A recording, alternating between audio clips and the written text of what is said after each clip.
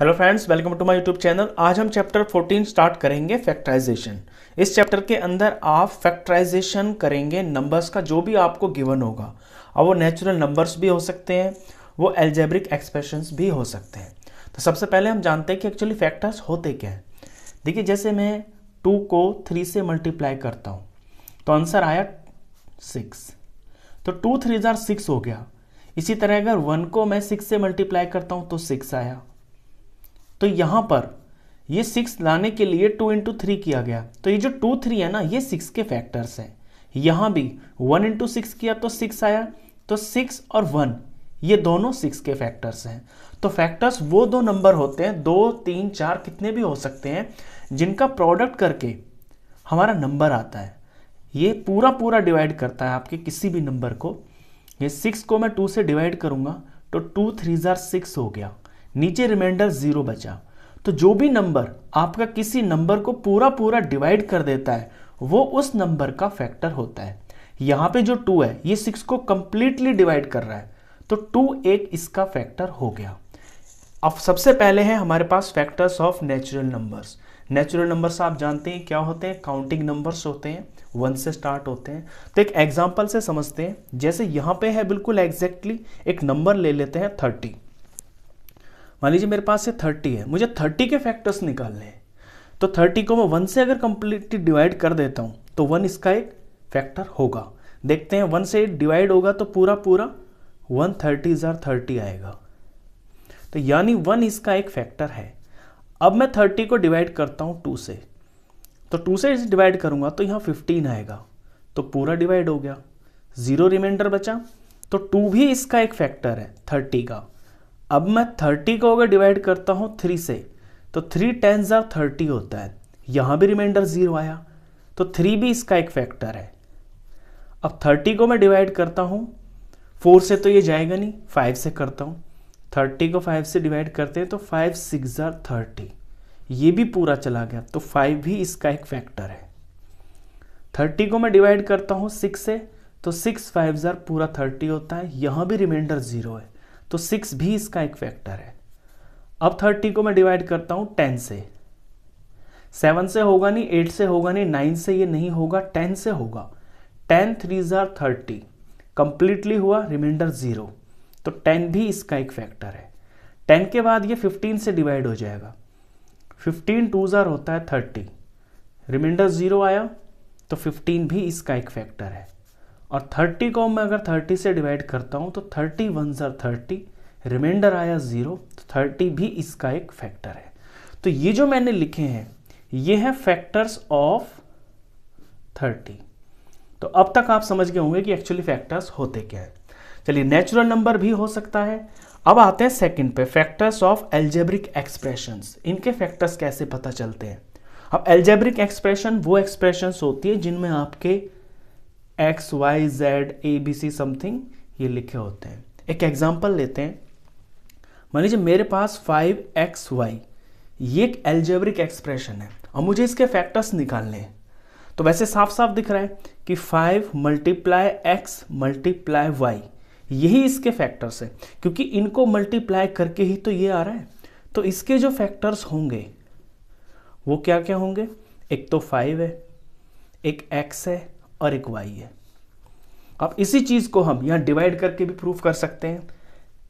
मैं 5xy को पहले 5 से डिवाइड करता हूं, तो 5 से 5 कट गया, xy आंसर आ गया, यानी 5 इस 5xy का एक फैक्टर है। इसी तरह मैं 5xy को अब x से डिवाइड करता हूं, तो x से x कट गया, आंसर पूरा आया 5y, इसलिए x इसका एक फैक्टर है। अब इसी 5xy को मैं y से डिवाइड करता हूं, तो y से y पूरा कटा, 5x आ गया, कोई रिमाइंडर नहीं बचा, कुछ नहीं बचा, पूरा पूरा जब डिवाइड होता है और जो नंबर कंप्लीटली डिवाइड करता है वही उसके फैक्टर्स होते हैं। तो यहां 5xy के जो फैक्टर्स हुए 5x और y। चलिए, इसके बाद जो टॉपिक आता है ये आता है कि फैक्टराइजेशन करने के तरीके कितने होते हैं, यानी कि मेथड्स ऑफ फैक्टराइजेशन। तो पहला जो मेथड है वो है मेथड ऑफ कॉमन फैक्टर, यानी आपको कोई एक्सप्रेशन दे रखा होगा उसमें कुछ कॉमन निकाला जाता है। फॉर एग्जांपल मेरे पास है 2x प्लस 4, ये दो टर्म्स हैं, प्लस से इधर पहली, प्लस के इधर बाद में। इनको मैं थोड़ा सा एक्सपेंड करता हूँ, तो 2x को तो मैं ज़्यादा खोल नहीं सकता, ये 2x ही रहेगा, लेकिन 4 को मैं लिख सकता हूँ 2 इंटू 2, तो 2 इंटू 2। अभी ये दो टर्म्स दिख रही हैं आपको, इन दोनों के अंदर आपको कुछ कॉमन दिख रहा होगा और वो है 2। तो ये जो 2 है ना, यही इनके अंदर कॉमन है। इस कॉमन को हम बाहर निकाल लेते हैं। अब यहां से पहली टर्म में से क्या बचा, 2 बाहर आ गया तो x बच गया, प्लस का प्लस, एक 2 यहां बाहर आ गया तो एक 2 बच गया। तो इस तरह से ये पूरा का पूरा फैक्टराइजेशन ये कंप्लीट हो गया। जब भी आपको कोई टर्म्स दे रखी होती हैं तो उन टर्म्स के अंदर में से वो 2 भी हो सकती हैं, 3 भी हो सकती हैं, इससे ज़्यादा भी हो सकती हैं। तो सबकी टर्म्स के अंदर कोई ऐसी चीज़ जो कॉमन आ रही हो वो बाहर निकल जाती है और बाकी फिर जो बच जाती हैं उनको हम कॉपी कर देते हैं। तो ये पहला तरीका है कॉमन निकालकर फैक्टराइजेशन करने का। दूसरा तरीका देखिए, फैक्टराइजेशन बाय रीग्रुपिंग टर्म्स। एक एग्जांपल से समझाऊंगा इसे। 2xy plus 2y plus 3x plus 3। अभी मैंने ऊपर बताया कि जितनी भी टर्म्स हो आपके पास उन सब में से कुछ कॉमन आ जाए तो आपका कॉमन फैक्टर वाला तरीका लग जाता है। लेकिन यहां पे दिख रही है आपको 4 टर्म्स हैं, लेकिन इन चारों के चारों टर्म्स के अंदर कोई एक नंबर कॉमन नहीं आ रहा। पहली 2 टर्म्स के अंदर मुझे दिख रहा है कि 2 कॉमन हो सकता है और y भी दोनों में है। अगली 2 टर्म्स में मुझे 3 कॉमन दिखाई दे रहा है। तो क्या करूंगा, मैं इनको रीग्रुपिंग कर लूंगा। मैं ये एज्यूम कर लूंगा कि मेरा सम सिर्फ इतना है, इसको भूल जाऊंगा। तो इन दोनों में से मैं कॉमन निकालूंगा। दोनों में मुझे 2 दिख रहा है, 2 निकाल लेते हैं। दोनों में y कॉमन है, y निकाल लिया। अब पहली टर्म में से बच गया यहां पर x और यहां पर 2 और y दोनों ही बाहर आ गए, तो कुछ नहीं बचा। तो क्या बचा, फिर 1 बचेगा, क्योंकि 2y को मल्टीप्लाई 1 से करेंगे तो 1 ही तो आएगा यहां पे। तो ये 1 बच गया। अब इसको भूल जाते हैं। अब आगे देखिए, इन दोनों टर्म्स के अंदर मुझे 3 कॉमन दिखाई दे रहा है, तो मैं 3 कॉमन ले लूंगा। यहां से फर्स्ट टर्म में से x बच गया, प्लस का प्लस, और यहां पे 3 है ना, और 3 बाहर आ गया, तो यानी 3 1 3 होता है। जब कुछ भी नहीं बचता है तो 1 होता है। बच्चे कभी कंफ्यूजन ना करें इस चीज का, क्योंकि फैक्टर्स है ना ये 3 मल्टीप्लाई 1, 3 और 1 इसके फैक्टर्स है। 3 बाहर आ गया तो 1 तो फिर भी बचा ना, तो 1 बच गया यहां पे। अभी आपको यहां पे 4 टर्म्स से 2 टर्म्स बन गई। देखिए पहले 1 2 3 4 टर्म्स थी, अब इतना ये प्रोडक्ट, इतना ये प्रोडक्ट, बीच में प्लस, तो 2 टर्म बन गई। अब इन 2 टर्म्स के अंदर आप देख रहे होंगे कि x प्लस 1 यहां भी है और x प्लस 1 यहां भी है, तो इन दोनों में से x प्लस 1 अब कॉमन आ जाएगा। तो x प्लस 1 आ गया कॉमन, और यहां से पहली वाली टर्म में से बच गया 2y प्लस का प्लस, और यहां से बच गया ये 3। तो ये इसके 2 फैक्टर्स हो गए।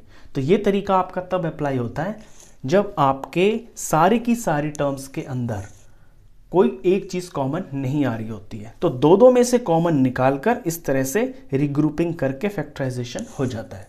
अब आते हैं थर्ड मेथड पे। यह है फैक्टराइजेशन बाय आइडेंटिटीज। आइडेंटिटीज से मतलब आप जानते हैं, आइडेंटिटीज मतलब वो जो फॉर्मूले होते हैं। पहली आइडेंटिटी देखिए, a प्लस बी का होल स्क्वायर, इसकी एक्सपेंशन होती है a square plus 2ab plus B square. अभी जो क्वेश्चन होगा आपका, एक एग्जांपल से समझेंगे इसे। मान लीजिए ये है x स्क्वायर प्लस 8x और प्लस 16। क्वेश्चन को देखते ही ना आपको ये पहचान हो जाएगी कि इसके अंदर कौन सी आइडेंटिटी लगेगी। पहली जो टर्म है ये स्क्वायर है, x स्क्वायर है, और जो लास्ट टर्म है ना ये 16 है। यहां पर कोई स्क्वायर नंबर ही होगा। 16 किसका स्क्वायर होता है, 4 इंटू 4 का स्क्वायर होता है। तो यहां पे स्क्वायर है, यहां पे स्क्वायर है, और बीच में प्लस है, तो आप पहचान जाएंगे कि ये a square plus 2ab plus B square की आइडेंटिटी वाला क्वेश्चन है। अब इसे करेंगे कैसे, x स्क्वायर किसका होल स्क्वायर होता है, ये x का होल स्क्वायर होता है, और यहां 16 मैंने बताया 4 का होल स्क्वायर होता है, तो ये हो गया 4 का होल स्क्वायर। अब बीच में क्या लिखना है, a और b मेरे यही तो हो गए, जो ब्रैकेट के अंदर है ना यही a और b है, और 2 का 2, तो +2 a की जगह पे x हो गया है और b की जगह पे 4 हो गया है। अभी मल्टीप्लाई करके देखेंगे ना तो ये 8x ही आ रहा है, 4 2 8 और 1x। तो इसको मैंने ऐसे एक्सपेंशन में करके a और b पता चला लिए। जब a और b पता चल गए तो यानी कि अब इसके जो फैक्टर्स है वो ये हो जाएंगे। तो a + b का होल स्क्वायर, यहां पे a मेरा x है और b मेरा 4 है, तो ये इस तरह से इसका फॉर्मूला बन गया। अब इसे मैं 2 बार भी लिख सकता हूं, ये स्क्वायर लिखा हुआ है ना होल स्क्वायर, तो मैं लिख सकता हूं x + 4 और x + 4। तो इसके ये 2 फैक्टर्स बन गए। सेकेंड आइडेंटिटी देखिए, सेकेंड आइडेंटिटी माइनस वाली होती है, a - b का होल स्क्वायर। इसकी एक्सपेंशन बिल्कुल सेम यही होती है, बस यहां प्लस की जगह पे माइनस आ जाता है। तो a² - 2ab + b²। इसका एक एग्जांपल लेते हैं। फॉर एग्जांपल 4y का होल स्क्वायर, 4y का स्क्वायर -12y + 9। अभी यहां मैंने देखा कि 4 जो होता है वो 2 का स्क्वायर होता है और y पे तो स्क्वायर लगा ही हुआ है, तो ये बन जाएगा 2y का होल स्क्वायर। और 9 होता है 3 का स्क्वायर, तो 9 को मैं 3 का स्क्वायर लिख सकता हूं। तो ये मेरे a और b पता चल गया मेरे को। अब बीच में क्योंकि माइनस है तो -2 आएगा और a की जगह पे और b की जगह पे ये आ जाएंगे 2y और ये 3। तो अब a और b तो मुझे पता चली गया और मुझे पता है कि बीच में माइनस का है, तो ये वाला आइडेंटिटी इसमें यूज हो जाएगी, यानी इसकी जगह पे हम ये लिख सकते हैं। तो a - b, यहां पर a 2y है और b है यहां पर 3, इसका होल स्क्वायर है ये। इसे मैं 2 बार भी लिख सकता हूं क्योंकि ये 2 बार लिखा हुआ है, 2y - 3, 2y - 3। तीसरी आइडेंटिटी देखते हैं। तीसरी जो आइडेंटिटी होती है ये होती है a² - b² = a + b a - b। ये थर्ड आइडेंटिटी होती है। अब इसमें जो क्वेश्चन आएगा ना आपका वो इस तरह का होगा, वो इस फॉर्म में होगा। आपके आंसर जो फैक्टर्स आएंगे वो इस फॉर्म में आएंगे। फॉर एग्जांपल 49p² और -36, तो यहां देखते पता चल रहा है कि 49 जो है ना वो 7 का स्क्वायर होता है और p पे स्क्वायर लगा ही हुआ है, तो ये जो वैल्यू है ना ये 7p का होल स्क्वायर है। -36 होता है 6 का स्क्वायर, ये वैल्यू 6 का स्क्वायर है, 6 6 36 होता है। अब ये देखिए इस फॉर्म को इससे कंपेयर करिए, यहां पर अंदर अंदर 7p है और यहां पे 6 है, इनके ऊपर होल स्क्वायर लगा हुआ है, तो 7p तो हो गया a और 6 हो गया b। अब जब इसको हम इसकी फॉर्म में लिखेंगे तो एक बार इन्हें प्लस कर देंगे ब्रैकेट में, एक बार माइनस कर देंगे, इस तरह से 7p + 6 7p - 6, ये हो गए इसके फैक्टर्स। तो ये तीसरी आइडेंटिटी है। अब आती है चौथी जो टाइप है ना आपकी, उसमें आइडेंटिटी कोई लगती नहीं है, उसे हम बोलते हैं स्प्लिटिंग मिडल टर्म्स। इस क्वेश्चन की जो पहचान होती है वो इस तरह होगी। एक एग्जांपल देखिए पहले, x² + 5x + 6। देखिए दिखने में ये क्या लग रहा है, दिखने में ये लग रहा है कि यहाँ पे स्क्वायर है तो इस और बीच में प्लस है, तो ऐसा लग रहा है कि इसमें फर्स्ट आइडेंटिटी लग जाएगी। लेकिन जब आप यहाँ देखेंगे ना इसके थर्ड नंबर को, थर्ड टर्म को, तो देखेंगे कि जो 6 है ये तो किसी का स्क्वायर होता नहीं है। तो इसकी पहचान इसी तरह से हो जाएगी कि इसमें तो आगे तो स्क्वायर होगा लेकिन यहाँ पे स्क्वायर नंबर नहीं होगा। तो स्प्लिटिंग मिडल टर्म यानी बीच वाली टर्म को तोड़कर फिर इसको फैक्टराइज किया जाता है। अब करने के स्टेप्स जरा देखना। देखिए सबसे पहले क्या करेंगे कि जो x² के पास में यहाँ इसका कोफिशिएंट है, यहाँ तो कुछ नहीं है ना, तो वो 1 है, और जो यहाँ पे लास्ट में एक कांस्टेंट बोला जाता है जिसके अंदर कोई वेरिएबल नहीं होता, सिर्फ नंबर होता है, इसको लेकर इनका करेंगे हम प्रोडक्ट। तो ये आया 6। अब 6 के करेंगे हम फैक्टर्स। 6 के फैक्टर्स कैसे करेंगे, 2 से डिवाइड करेंगे तो 3 आएगा, 3 से करेंगे तो 1 आ गया। अब 2, 3 और 1 ये इसके फैक्टर्स हो गए। इन फैक्टर्स को यूज करके मुझे ऐसे 2 नंबर बनाने हैं ताकि जिनका प्रोडक्ट तो आए 6 ही, लेकिन उन्हें ऐड करके या सब्ट्रैक्ट करके वो आ जाए जो बीच में लिखा हुआ है, यानी कि प्लस का 5 आ जाए। तो मैं यहां पे देखता हूं कि 2 3 6 हो गया, और 2 और 3 को मैं प्लस कर दूं, अगर 2 + 3 कर दूं तो वो 5 भी हो गया। तो 2 और 3 को मैं यहां पे लिखूंगा, इस 5 की जगह पे 5x की जगह पे मैं 2x + 3x लिखूंगा। इसी को बोलते हैं स्प्लिटिंग मिडल टर्म्स। तो 2x + 3x। अब यहां स्टेप में मैंने कुछ नहीं किया है, सिर्फ इस 5x की जगह पे तोड़ के 2x + 3x लिखा है। अब यहां जो क्वेश्चन बन गया ना आपका, ये एग्जैक्टली वही बन गया, रीग्रुपिंग वाला। यहां से रीग्रुपिंग, अभी जो आपने पीछे किया ना 4 नंबर थे जिनमें 2 में कुछ कॉमन था और 2 में कुछ कॉमन था, यहां पे रीग्रुपिंग का मेथड लग जाएगा। तो पहले जो 2 नंबर है इनमें देखिए x कॉमन आ रहा है, यहां से x बाहर निकल गया, तो फर्स्ट टर्म में से एक x बच गया, प्लस का प्लस x बाहर आ गया तो यहां 2 बच गया। अगली 2 टर्म्स में देखें, 3 1 3 और 3 2 6, तो दोनों में 3 तो है, 3 कॉमन बाहर आ गया, यहां से x बच गया, प्लस और 6 होता है 3 2 तो यहां पे 2 आ गया। ये 4 टर्म से आपकी 2 टर्म बन गई। हमेशा याद रखना कि ये जो ब्रैकेट के अंदर आएंगे ना, ये हमेशा सेम होंगे। अगर ये सेम नहीं आ रहे तो समझ जाना कि क्वेश्चन गलत है। बस अब आपको दिख रहा है कि दोनों के दोनों यहां पर x + 2 कॉमन आ रहा है, और यहां पहली टर्म में से बच गया x, प्लस का प्लस, और यहां बच गया ये 3। इस तरह से स्प्लिटिंग मिडल टर्म से फैक्टराइजेशन किया जाता है। तो ये बेसिकली आपके इस चैप्टर का इंट्रोडक्शन था। इसमें इसी तरह के फैक्टराइजेशन है, इनसे अलग और कुछ भी नहीं है। अगर आपको ये समझ में आया है तो आने वाली वीडियोस में क्वेश्चंस होंगे। तो क्वेश्चंस के लिए मिलते हैं फिर नेक्स्ट वीडियो में, तब तक के लिए गुड बाय।